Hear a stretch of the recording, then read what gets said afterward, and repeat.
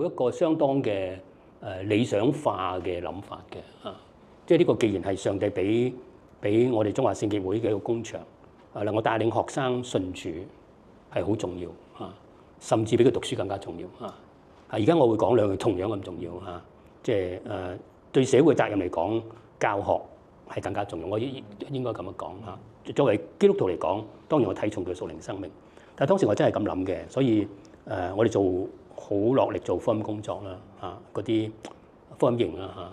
我親自做帶領啦，我啲同工幫我一齊忙，我都覺得好感恩。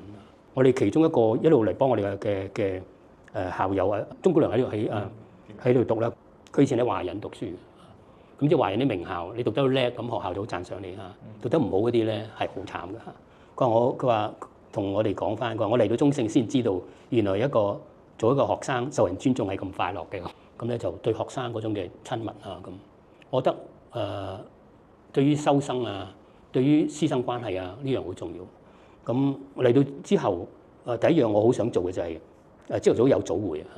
咁咧就發覺好多學生後嚟講翻俾我哋聽，朝頭早嗰段時間第一堂之前時間唔多10分鐘一齊校長老師嘅分享然後一齊祈禱，對佢嚟講係好重要所以喺嗰幾年我見翻好多重讀嘅學生咧我都好感動有啲佢話我讀咗咁多年我發覺嚟到中聖先重新揾翻我好想讀書嗰種嘅志趣，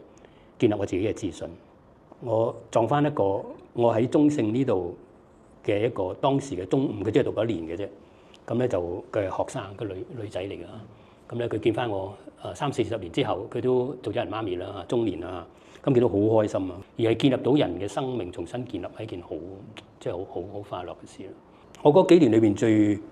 重要嘅，我諗就建立咗一樣嘢學校個總嘅方向就係以學生為本。我唔知我自己做唔做到，不過呢係我好想，同埋經常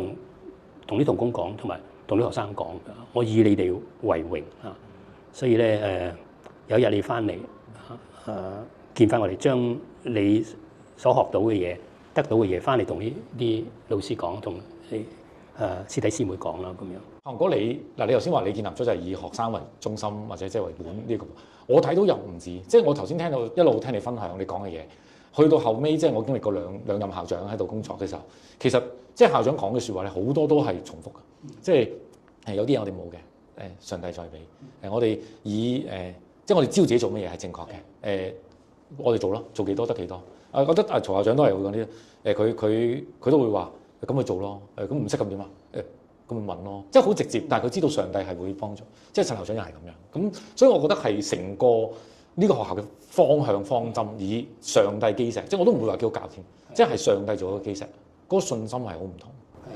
我就覺得上帝嘅帶領始終係最重要純粹追求成績就覺得自己做一個好好嘅教育，我覺得係唔得嘅喺呢度我其中有一個理想化嘅咧就係有冇辦法將我哋啲課程咧